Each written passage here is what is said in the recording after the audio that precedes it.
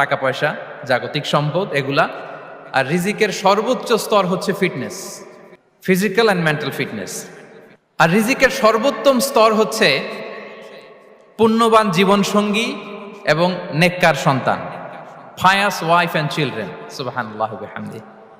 একটু খেয়াল করে দেখেন যে আমার লাইফ পার্টনার, আমার জীবন সঙ্গিনী, সে যদি আল্লাহওয়ালা হয়, সে যদি ভালো হয়, আর আমার সন্তানটা যদি আল্লাহওয়ালা হয়, আমার ঘরটাই তো জান্নাত, ঠিক কি না?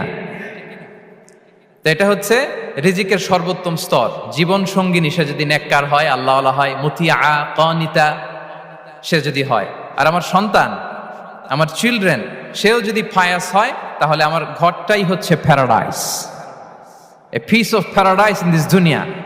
সুবহানাল্লাহ। আমরা আম্মাজান খাদিজাতুল কুবরা আত-তাহেরা রাদিয়াল্লাহু তাআলা আনহা, ওনার কথা জানি যে বিষ্ণু ঈসা ইসলামের স্ত্রী আমাদের আম্মাজান